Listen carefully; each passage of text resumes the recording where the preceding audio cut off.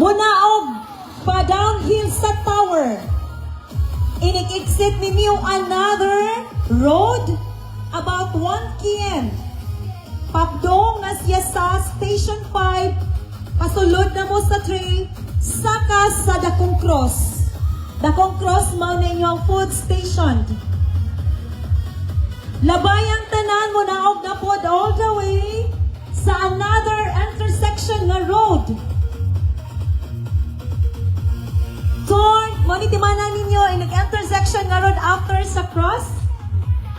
Turn left ang tanan. 1 km, mauna ang inyong turning point o dito ninyo kuhaon ang inyong head back.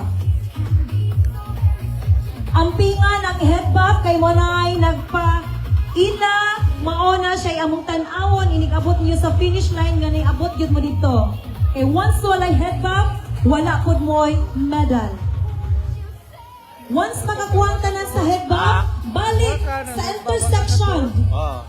All the way na agapon na directional marshal mo guide ninyo. Turn to your right, padan, saka ang tanan sa Berhen. It's a trail course na. Berhen mao na inyuhang last food station. Lechon station. Fruits na atay mga saging o coke.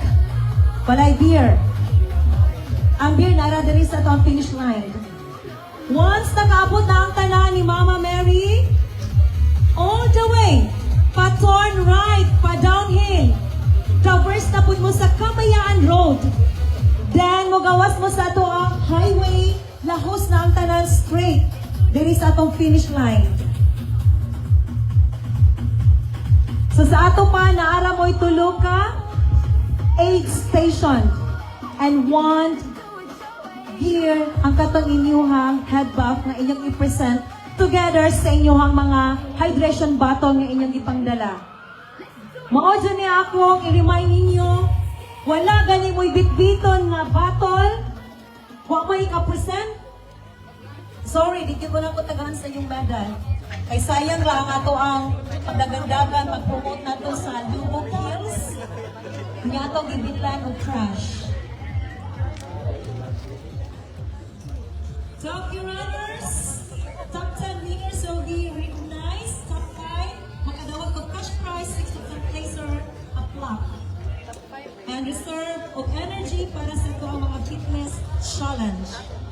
Okay, pacing na ang tanan akong gangyo sa feet bar. At exactly 4:30, that is your cut time. Turn on your lights. Ames! Inilisa ko nung kay Ad Parinero kasabot. Kasabot na to siya. Alright! Runners!